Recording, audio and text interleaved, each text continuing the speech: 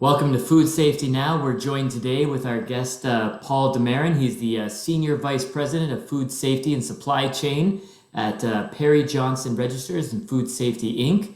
Thanks for joining me today, Paul. Glad to have you on the show. Thanks, Brett. It's a pleasure to be here and continue to support the OFPA. Awesome. Well, thank you. This is our Board of Directors spotlight, so we're going to turn the spotlight on you right now, and Oh boy. it's very, like I said, very informal. So yeah, we're gonna get into it. At any time, if you have any questions, just let me know. So Perry Johnson Registers, Food Safety Inc. Your role being Vice President. So what does Perry Johnson Registers do with regards to food safety? So we're a global certification body. We have several entities within our certification body. We have PJR, which is Perry Johnson Registrars. They're the side of the business that works with organizations for management system certification, like ISO 9001 for quality, or 14001 for environmental, or aerospace, automotive. They've been around for about 35 years. The Food Safety Inc., or PJR FSI, we were founded in 2012 as a food safety certification body, and we work with organizations across the entire food chain to complete audits for them to either first, second, or third party assessments, third party being all of the accredited GFSI standards like BRC, GS, and SQF, and FSSC, Canada Gap, Global Gap, just to name a few. We also work with our clients to conduct what we refer to as first and second party assessments. A second party audit would be any standard that is usually written by the certification body, and the program is owned by that CB. That would be like a good manufacturing practices audit or good distribution. We also have first party audits where we work with our customers to help them build and develop various audit protocol that they would conduct audits of all their suppliers around the world. So they would engage a certification body like PJR FSI to go and conduct those assessments using their own audit criteria. And then I guess the other thing that we do is we conduct training programs for all of the standards that we conduct assessments to. So that's just one of the entities. We have a laboratory accreditation business as well that accredits labs around the world. Oh, wow. We have a medical transcription and telemedicine business as well. But I represent PJR FSI on the food safety and supply chain side. Gotcha. Wow, it sounds like you guys do quite a lot, obviously. So definitely with regards to that certification. Yeah. How long have you been with the company? I think it's going on about 19 months now. I started in January of 2020, just before COVID hit. Okay. So it has been a ride, tell you, Brett. It's been very challenging, not only for us as a certification body, but I know many of my colleagues from various CBs in the industry. It's been very challenging, but certainly not as challenging as some of the people and families that have had to go through this firsthand and deal with the pandemic. Our hearts go out to all of them, but it's certainly been challenging here and very exciting as well. Oh, I agree. And like I said, I think we've all faced the challenges due to the pandemic. And, shout out to everybody who's, been going through it and dealing with it. And, all those soldiers out there who've been going into work every day because, they couldn't they couldn't work from home like a lot of the people. Yeah, it means a lot. So awesome. And before you've been there 19 months or so, you mentioned. So before that, what kind of industry were you in before? No, I've been in certification for 17 years. I was a professional chef before that for 20 years, but prior to joining Perry Johnson Food Safety, I was with SAI Global as a VP there for 10 years, and BSI for 5 years before that. So I've been in certification for quite some time now. I'd say, yeah, no, you definitely have a long career in that. That's awesome. Now, speaking of the career in certification in that type of industry, what type of advice would you give somebody who's looking to join that industry, get involved, or somebody who is already newly into that industry? What would you do to set them up for success? The first thing that I would do is get your name out there. So join the various associations that are not only in Ontario, like the OFPA, but there's many other different regional and national associations that you can join. Attend trade shows if you can. Do internships if you are just starting out. I know we have some wonderful programs with the OFPA that are centered around the student population. But don't be afraid to if you're an expert in a certain area or a certain topic, don't be afraid to talk like one. If you're going to, praise people, do that publicly, but criticize privately, I guess would be another Yeah. suggestion I have. And, don't present problems without solutions. We find that too many times where, you know, people, rightly so, have reason to mention that there are issues, or they have topics that they, I don't want to say complain about, but that they'll raise, but then they don't Yeah. come to the table with any sort of solutions that they may have. So that would be one of the, or a few of the things that I would recommend to people just starting in the industry. Awesome. You mentioned the whole getting out there, and I love that. Speak like you're a professional, own it, confidence. That's fantastic. Can you give any examples of some of these associations? Besides, obviously, we know the OFPA, we're both members of it, but of some of the relevant associations and/or trade shows that they may not be aware of. Well, from a trade show perspective, I've been a, trade show warrior, like many of my other colleagues in the industry for a very long time. There are a couple of big ones that are coming up here in September, which is it's called NACES, NASCES. It's the North American Supply Chain Executive Summit. And then there's the North American Food Safety Summit. Those are both in Chicago, but I do believe that they have virtual options for people to join this year. One of the big ones that we have, actually for the first time ever, I'm sitting on the planning committee for the SQF conference this year in Orlando. That's going to be great. Of course, GFSI is another amazing Yeah. conference that happens every, around the February, March timeframe.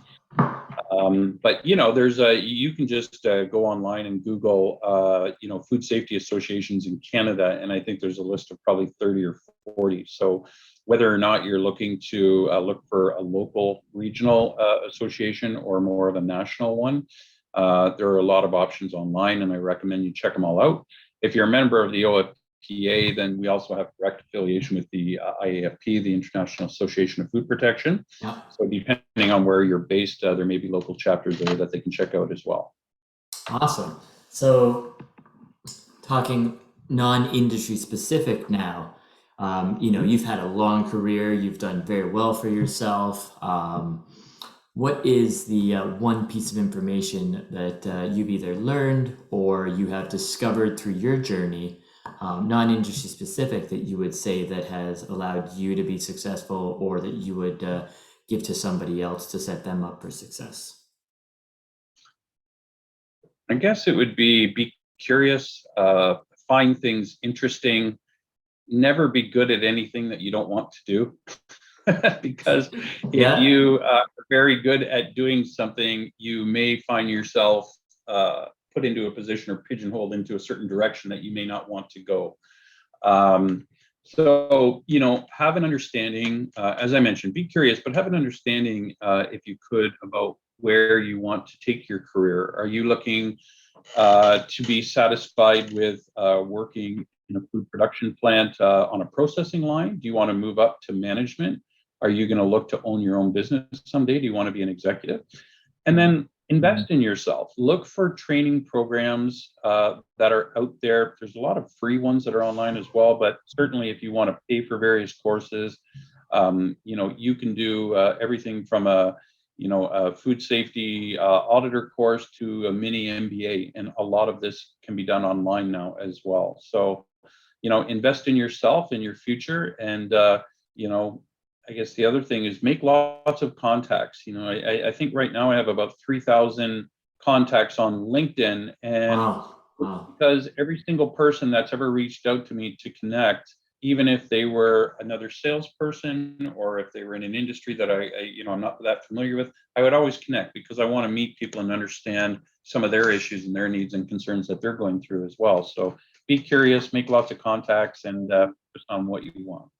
Awesome. Well, I think that's some great advice, and I think, like I said, yeah, I can't see why anybody would say that it's not going to help them in any way. I feel like the more people you're connected to, everybody likes to think about that, hey, self-made man, whatever it may be, but how many people help that self-made man or that person to get to where they are today?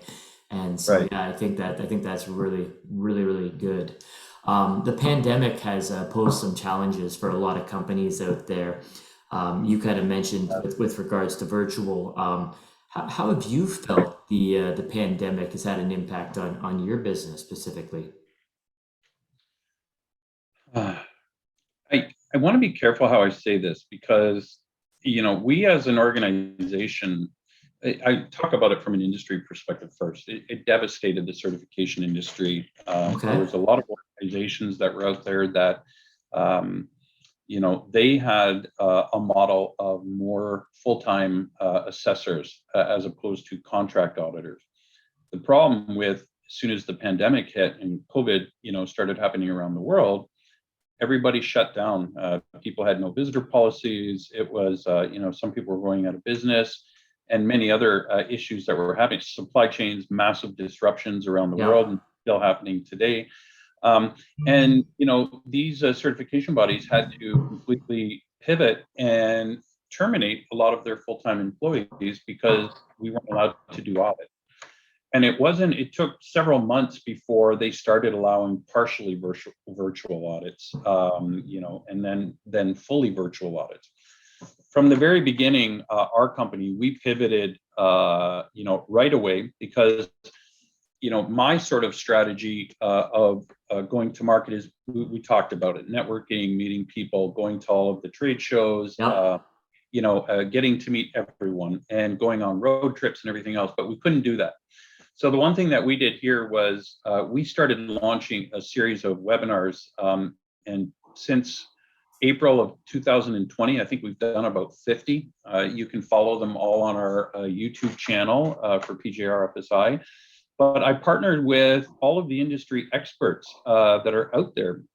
We as a CB, we don't know everything. I don't know everything, and I want to partner with people that do know everything. So that was one of the things that we did very successfully, and we had tens of thousands of people on our webinars over the period of a year and a half because we wanted to provide back to the industry. It wasn't for to build a new clientele. It was, what are we doing in the industry? You mentioned it earlier, the first responders and the people that are out there. Yep. What they have done for us and given to us is unbelievable. So we wanted to try and do something like that as well. And, really put together a fantastic list of webinars and experts from all industries, as you'll see, to really become a thought leader, I guess, of, that people would come and look to us and say, we can't wait to hear what the next webinar is going to be.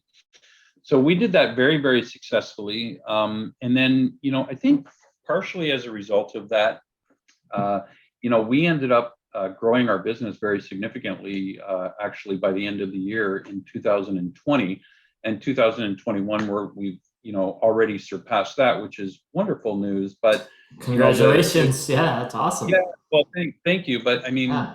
going back to COVID, though, it certainly affected a lot of people in many different ways, and I really feel for them, because they had to go through a lot just to make it through COVID, and we're not even there yet. In Ontario, we're just officially opening our borders on Monday, and Wow. I can just imagine the nightmare that's going to have. But yeah, Yeah, hopefully it's that addressed the answer or the question you're looking for there. Oh no, that was perfect. I think, like I said, people need to hear that information. And obviously COVID kind of devastated, but at least you took it as an opportunity. You utilized the virtual aspect of your webinars. You still created that engagement with your clientele, and hopefully this will make and other people to kind of pivot, because it's always evolve or die. And I think you definitely evolved with regards to what you were faced with.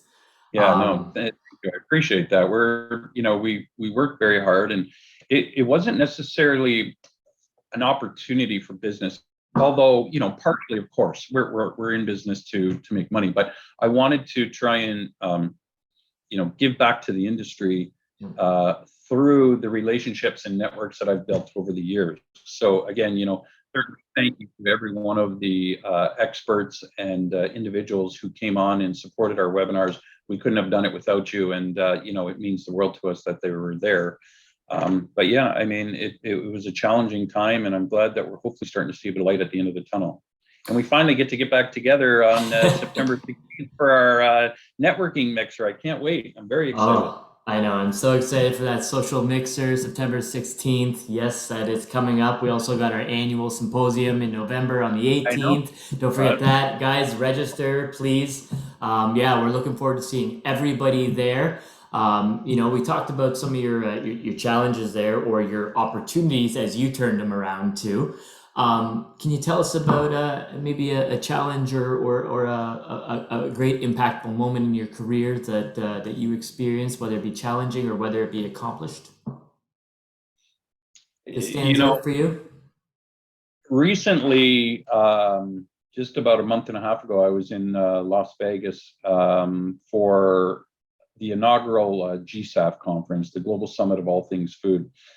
And it was very interesting. It was actually very well attended, considering we're just starting to open up. Yep. The U.S. though, it's almost like nothing happened really, because you walk in and nobody was wearing masks, and of course most people are vaccinated and everything else. But Yeah. I had received an award there for the top 100 F&B leaders, so that was very impactful for me. Congratulations for you Yeah, to yeah, that. Shout out Paul for the yeah. award. That's awesome. That's awesome. That's awesome. No, Yeah, that's it was fantastic. it was great. I mean, just to be nominated by my peers was Yeah. wonderful, and I really appreciate that.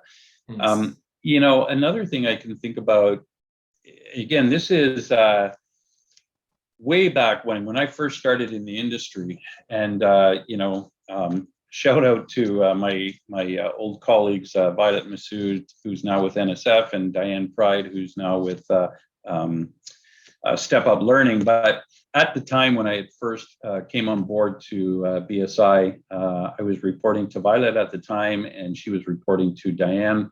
And I had came over from another certification body who had a very large client that I was looking to transfer away from BSI. And then when I started with BSI, they were having a meeting, with this company. And I said, I just wanted to let you know I was very close to transferring them away from you. And so then, of course, we wanted to find out more about the situation. And, I was tasked with, finding out a little bit more about a company that we had acquired at BSI. And they said, Paul, can you go away and see what you can find out about this? So I remember I had seen an email that had come through, and basically it was talking about the acquisition that they had, and the person's name at the bottom. I won't mention that at this time, but No problem. basically it said, if you need anything, feel free to reach out. And so, I was trying to be as intuitive as possible, and I ended up reaching out to this person. But as it turned out, it was the chief executive officer of the global company overseeing, multiple units, and nobody ever went to this person ever. Me coming in just the ground up, just starting the company, I went right to the top. And the It's, very next day, it created a bit of a shitstorm of course, across the whole yeah. company. But it was funny, because obviously I didn't know who I was going to at that point. So it was all, it was completely harmless, but it created a shockwave across the business that I don't think had been seen before. So be curious, be inventive, be creative, and Nice.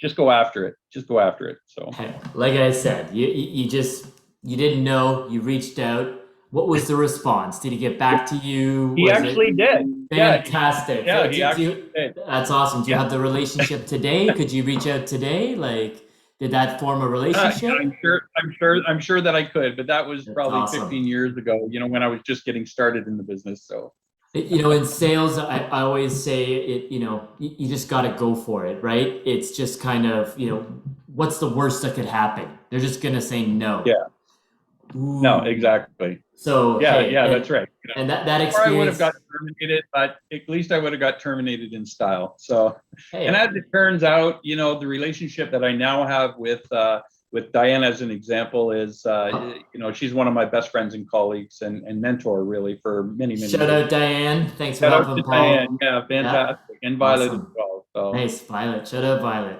Awesome, awesome. Well, no, that's awesome. And like I said, it sounds like you got a lot of good people around you. You've had some crazy experiences. I couldn't imagine going to the U.S. right now. I know our company is very limited with that, but we do have people already over there.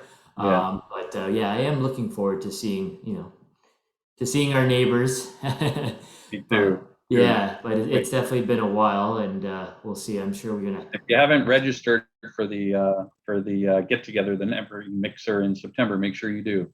Oh, I'm registered, and All of our listeners. oh, okay, yes, everybody registered to the social mixer coming up in September, as well as our annual food symposium tactical meeting in November coming up. Please do. And Paul, before we sign off here, is there anything else you wanted to say to listeners out there? No, just again, I think we've talked about a lot here, Brett. I really appreciate your time for having me on, and certainly we look forward to continuing our support of the OFPA. Yep. If anybody wants to reach out to me directly, they can reach you, Brett, and certainly reach out to me, but also through our website and many of the events that we have coming up. But thank you again for your time, and go get them, everyone. Thanks, Paul. Thanks so much. We look forward to having you back. Just one more thing, you want to just shout out that website so everybody can find your information? Oh, sure. PJRFSI.com, or you can reach me at pdamaren@pjrfsi.com is my email. Perfect. Thanks, Paul. Everybody, get in touch with Paul if you like what he said and you feel like he could help your organization. Paul, again, thank you so much for joining us, and you have yourself a great weekend. Yeah, you too, Brett. Thank you very much. Take care, Thank you. everyone. Yep. Take care. Bye.